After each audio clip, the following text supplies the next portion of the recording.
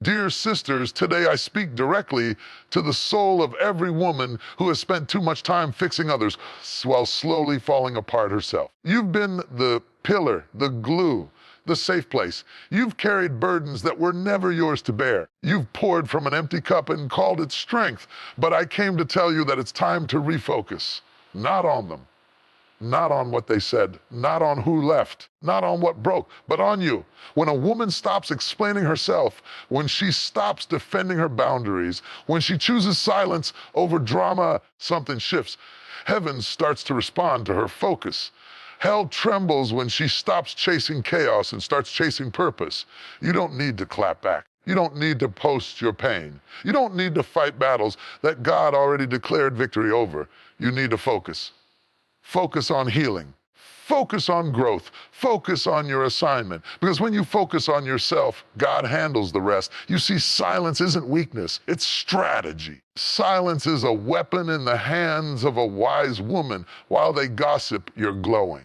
While they slander, you're building. While they plot, you're rising. Don't you know that God works best in silence? Even in Genesis, when the earth was formless and void, God moved in silence before he spoke order into the chaos. You don't owe anyone your voice when your peace is on the line. Sometimes the best way to respond is with your progress. Your silence says, I'm no longer trying to fit where I no longer belong.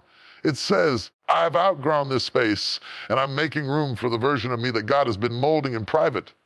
Sis, when you focus on you, the real you, the anointed, appointed, chosen, called, and crowned version of you, everything that was once out of alignment begins to align. Friendships fall into place, finances begin to stabilize, opportunities locate you.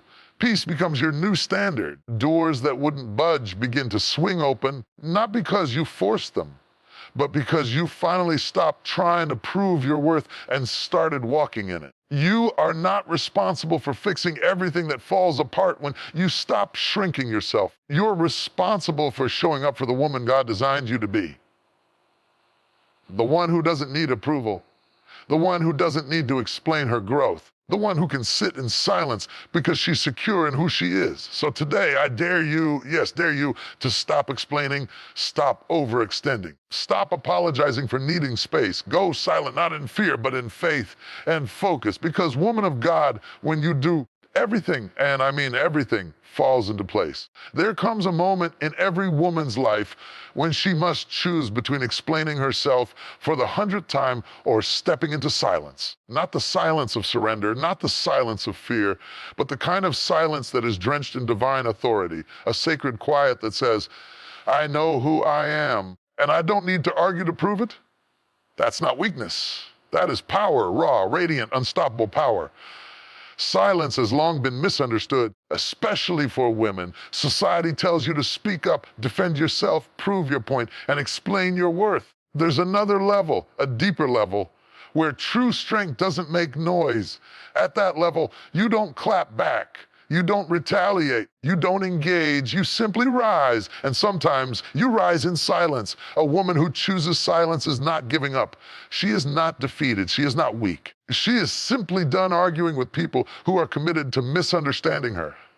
She is done trying to fix places that no longer feed her. She is done entertaining conversations that distract her from her calling. Her silence is a declaration that she no longer has time to prove what God has already approved. You see, real power doesn't have to announce itself. Walks into a room and shifts the atmosphere without saying a word. That's the power you carry when you decide to stop begging people to see your value and care enough. That's the power you walk in when you understand that your time, your energy, and your peace are too precious to waste on those who drain it. Silence is where transformation begins. It's where wounds begin to heal. It's where strength is forged in the fire of isolation. Often does his deepest work in the most silent seasons. Not everything has to be spoken to be sacred. Not every battle must be fought aloud. Some victories are won in secret. Some mountains are moved in silence. Even Jesus, in moments of great persecution, chose silence. When accused, he didn't respond. When mocked, he didn't defend himself. That silence wasn't weakness. It was purpose. It was prophetic. It was power under control. A woman learns to stay silent while under pressure. She's not suppressing her voice. She's channeling her strength. She knows that not every attack deserves a reaction. She understands that some battles are beneath her level. When you know your worth, you don't argue with critics, you elevate above them. Silence is not the absence of power, it is the proof of it. It takes more strength to hold your peace than to explode in reaction. It takes more courage to walk away than to stay in chaos. Silence is a posture of emotional maturity. It means you've stopped being addicted to noise and started listening to the voice within. There is a version of you that cannot be born in constant noise. She is discovered in the quiet. She is shaped in the silence. She grows when you're no longer distracted by other people's expectations. When you go silent, you stop living for applause and start living with purpose. You stop entertaining chaos and start creating peace. A silent woman is not an invisible woman. She is not retreating, she is reloading. She is pulling back so she can launch forward. While the world thinks she's quiet, she is quietly building, becoming, healing, and planning. Silence is strategic. Her silence is sacred. Her silence is survival. There is clarity in silence. Sometimes God removes the noise so you can hear him more clearly. Sometimes he hides you so he can restore you. And in those silent seasons, don't rush to speak, don't rush to prove. Just rest in the assurance that what is silent now will soon be seen. Silence is also a filter. When you go quiet, you start to see who really values you. You start to notice who checks in when you're not loud and visible. You realize that some relationships were based on your availability, not your value. And when you go silent, you filter out the noise and see what remains. You are not obligated to explain your silence to anyone. You are allowed to protect your space, your mind, and your peace. You are allowed to withdraw, not because you're weak, but because you're wise. You are allowed to grow in private. You are allowed to evolve behind the scenes. You don't have to post your progress. You don't have to share your process. Sometimes the best things in life happen in silence. The world will try to provoke you. It will test your patience. People will misinterpret your silence as arrogance or attitude. Let them. You don't owe them a reaction. Your silence doesn't need to be understood to be powerful. It is not your job to convince people of your growth. Your life will speak. Your results will speak. And when they do, they'll be louder than any words you could have ever said. You are powerful in your silence because you are not reactive. You are reflective and not driven by emotion. You are anchored in purpose. When you learn to respond less and pray more, you begin to tap into a level of spiritual maturity that cannot be shaken. So, woman of strength, invite you today to embrace the stillness. Lean into the quiet. Don't fear it. Don't rush it. Let it mold you. Let it teach you. Let it elevate you. Because when a woman finds her voice in the silence, she becomes unstoppable in the world. Never forget lions don't roar to prove they are lions. They walk like it. They live like it. They lead like it. And so do you. You don't have to raise your voice to make a difference. You don't have to fight to be seen. You already are. And in your silence, you are more powerful than ever. Not just casual attention, not temporary motivation. I'm talking about deep, intentional, unwavering focus, the kind of focus that makes you shut the door, silence the noise, dry your tears, and set your eyes on destiny like your life depends on it, because it does. You see, favor doesn't fall on the distracted. Favor isn't poured out on the disoriented, the double-minded, or the easily swayed. Favor is reserved for the focused. And when a woman aligns her mind, her spirit, and her actions in one direction, favor starts to chase her down. Focus isn't just about productivity. It's a spiritual principle. It's an act of obedience. It says, God, I trust your plan enough to stop entertaining everything that's not connected to it. That's when things begin to shift, because the situation changed, but because you changed your attention. Your clarity became a magnet for the hand of God. Let's be honest, life will try everything to steal your focus. The enemy doesn't need to destroy you if he can distract you. If he can't make you bad, he'll make you busy, too busy to pray, too busy to grow, too busy to hear from God, too busy to work on your assignment. But the moment you pause, the moment you step away from the noise, the moment you say, I choose to focus, you enter into divine favor. Focus demands discipline. It means you might have to log off for a season. It means you may have to step away from circles that no longer feed your spirit. It means saying no to things that look good but aren't God. It means living differently, not because you're better, because you're building something that can't afford to be distracted. You've been asking for a breakthrough. You've been crying out for clarity. You've been seeking confirmation. But what if the delay is not denial? What if the delay is a direct result of divided focus? You can't build what you keep abandoning. You can't birth what you refuse to carry full term. You can't manifest what you're not fully invested in. Favor flows to the woman who's consistent. The woman who shows up every day, not just when it's convenient, not just when she's motivated, when she's committed. God begins to release resources. The right people start to show up, wisdom flows, ideas spark. The vision gets clearer, not because he suddenly decided to bless you, but because you finally got serious about the assignment. Focus is a form of faith. It's saying, I believe what God said more than what I see. It's trusting the process even when progress feels invisible. It's waking up every day and choosing purpose over popularity, calling over comfort, vision over vanity.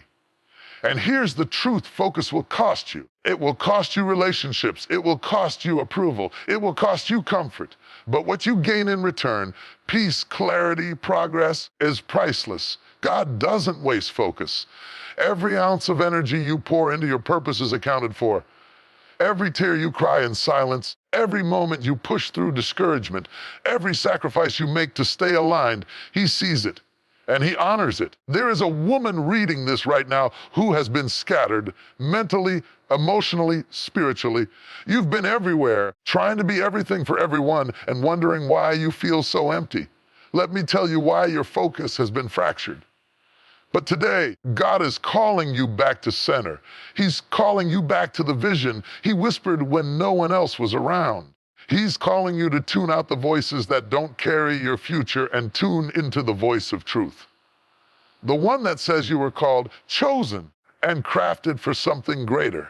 The one that says when you focus, he will pour out favor you didn't earn, grace you don't deserve, and blessings you couldn't have imagined. When your eyes are locked on the vision, your hands become too busy to clap back. Your heart becomes too full to entertain bitterness. Your mind becomes too sharp to tolerate confusion.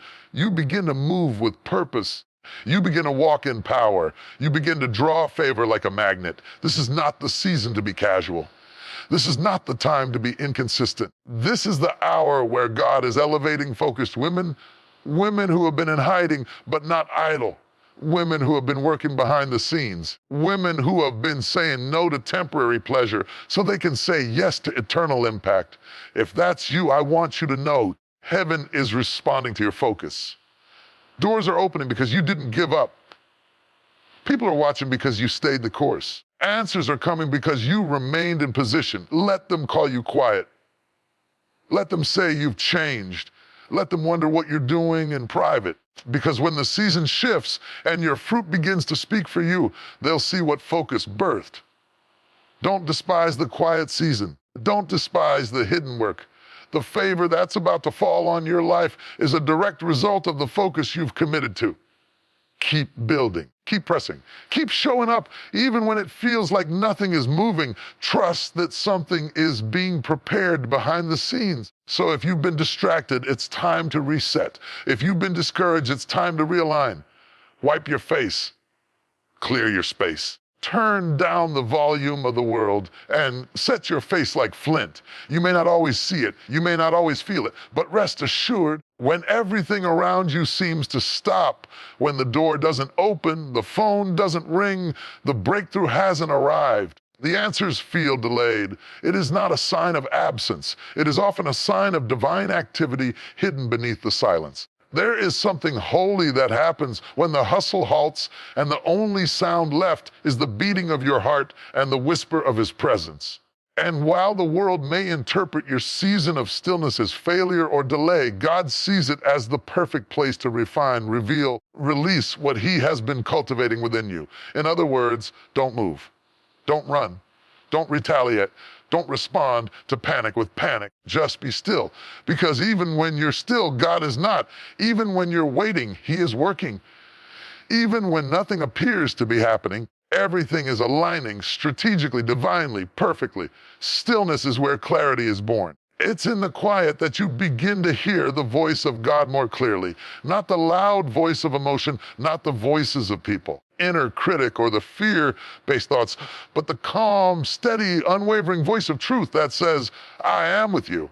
I've never left. I am preparing something far greater than you imagined. Sometimes God has to remove you from the chaos just so He can recalibrate your spirit. He has to sit you down, not to punish you, but to prepare you.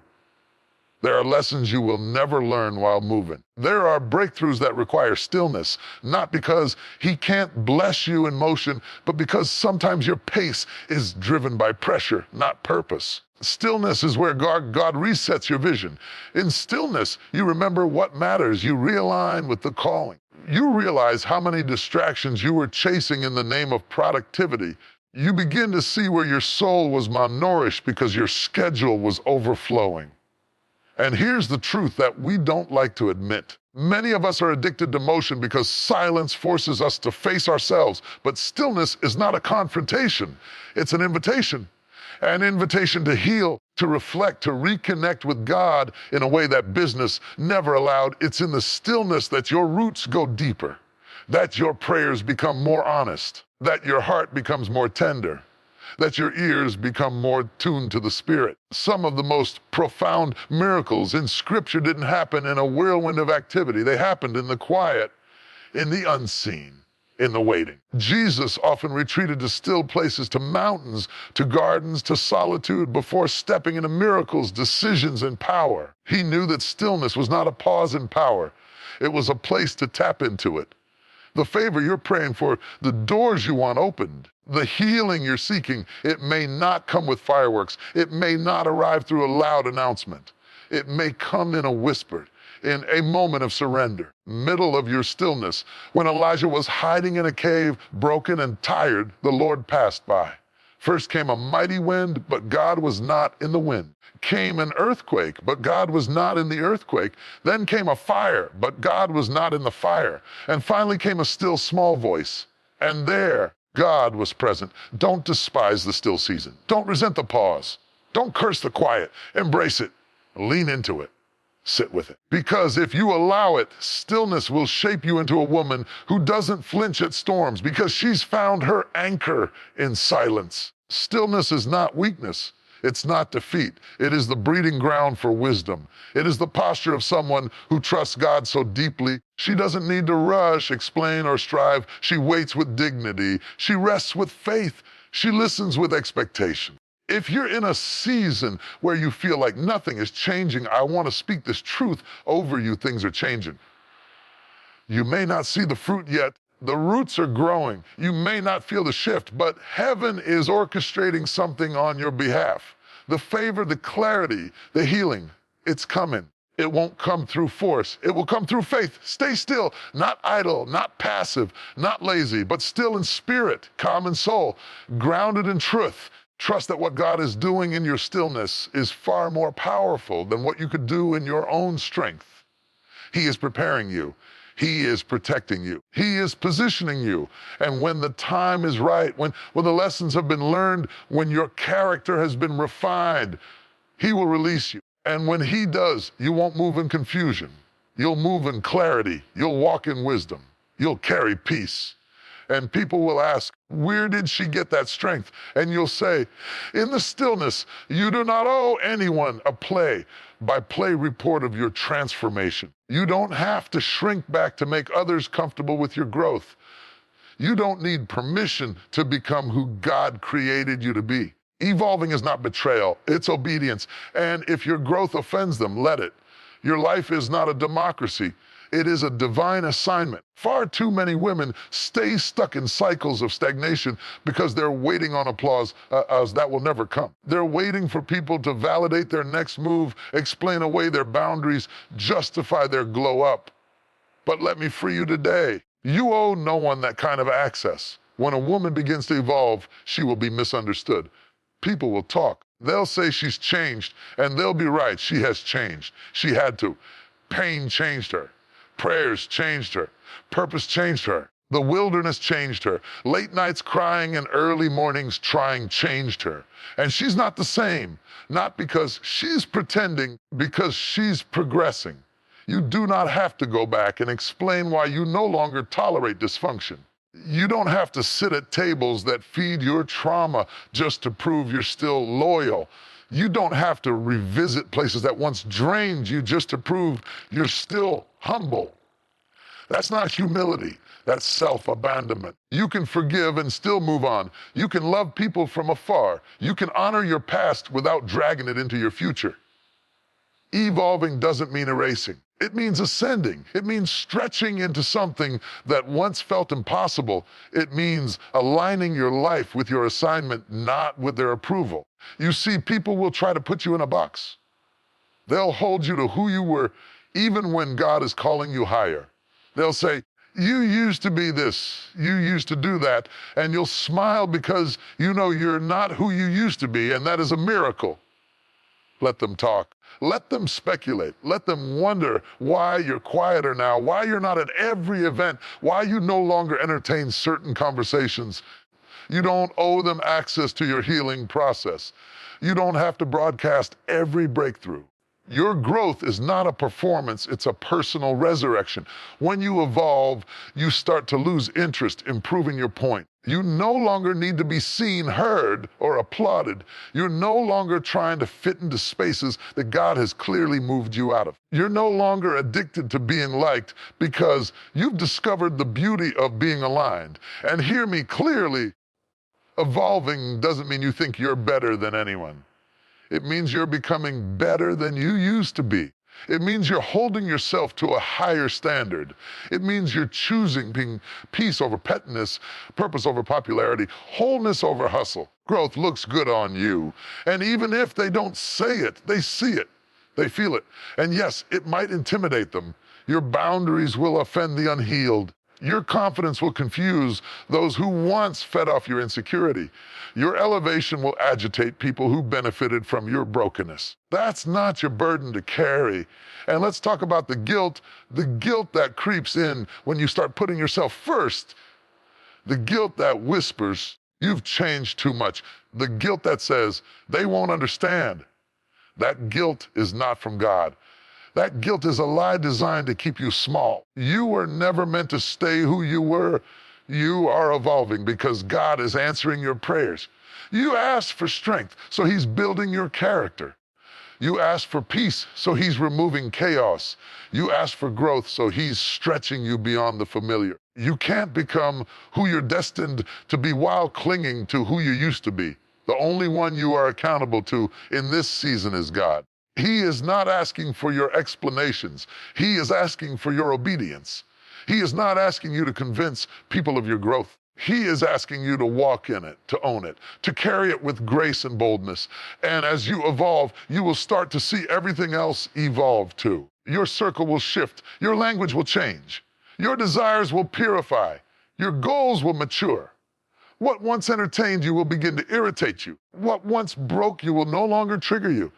You'll begin to see yourself through heaven's eyes, not the lens of your past, not the labels others placed on you, but through the truth of who God says you are. So don't look back. Don't slow down. Don't minimize your light to make anyone else feel comfortable in the dark. If they really loved you, they'd celebrate your evolution. If they really knew your story, they'd honor your healing. And if they're meant to walk with you, they'll rise with you. Because your growth is not optional. It is necessary. It is holy. It is the evidence that God is not finished with you. And as long as He is still breathing purpose into your lungs, you owe it to yourself and to Him to keep becoming. There comes a moment when you realize that the life you want, the peace you long for, the progress you pray for, purpose you were born for, doesn't begin when everyone else is happy. It doesn't begin when you've fixed everyone's problems or when you've exhausted yourself proving your worth. It begins when you make a sacred, life-altering decision to prioritize yourself For too long, you've been putting yourself at the bottom of your own list. Too long, you've poured into others while leaving yourself dry. You've shown up for everyone except the woman in the mirror. You've given out time, love, energy, wisdom, strength, and all of it while neglecting the one vessel God is using to carry his assignment in the earth you. Let me tell you a divine truth. Everything begins to align when you begin to prioritize yourself. When you stop being the emergency response team for everyone else's chaos and start tending to the fire in your own soul, that's when healing begins to happen. That's when vision becomes clearer. That's when peace becomes your normal, not your prayer request. Don't misunderstand me. Prioritizing yourself is not selfishness, it's stewardship. You are a temple, a treasure, a carrier of purpose. And when you don't take care of that vessel, everything else connected to you suffers. You cannot pour into your children, your business, your marriage, your ministry, or your dreams if you're constantly running on empty. When you begin to prioritize yourself, you begin to say, I am worthy of rest. I am worthy of boundaries. I am worthy of investing in myself. I am worthy of joy, clarity, and space to grow. You see, alignment doesn't come through hustle alone. It comes through intentionality. It comes when you make decisions that honor your peace, your calling, your mental health, and your spiritual growth. When you choose you, not in arrogance, but in alignment, God begins to shift things in your favor. Here's the thing. When you stop prioritizing yourself, you unintentionally teach others to do the same. You send a message to the world that your needs don't matter, that your boundaries are flexible, that your voice can be ignored. When you rise in the power of your identity, when you begin to protect your peace like it's sacred dash, because it is, and when you invest in your emotional, physical, and spiritual health, you stop chasing alignment, and it starts chasing you. Do not feel guilty for choosing you. Do not apologize for saying no without an explanation. Do not shrink to fit into spaces you have outgrown. Every time you abandon yourself to please others, you create internal chaos that only God can quiet. He called you to live abundantly. But abundance doesn't come to a scattered soul. It comes to the woman who knows her worth and protects it like her future depends on it. Because it does. You can't fulfill your calling while neglecting your soul. You can't lead others to healing while ignoring your own pain. You can't expect divine alignment when you're out of alignment within. So I challenge you today, put yourself on the list again. Put your healing at the top. Put your dreams back in motion. Put your needs in view. The more you show up for yourself, the more aligned your life becomes. You are allowed to choose yourself and trust that God will take care of everything and everyone you had to step away from. The world will not collapse when you take a moment to breathe. The relationships that matter will adapt to your growth. The people who truly love you will respect your boundaries. Let them go so that you can make space for what's coming, for the kind of peace that settles your heart at night, for the kind of love that doesn't drain you, for the kind of purpose that excites you, and for the kind of favor that follows a woman who knows her value. Because that alignment is not just external, it starts inside. When your soul is at peace, your decisions become clearer, your spirit becomes lighter, your yes becomes more powerful, your no becomes more confident.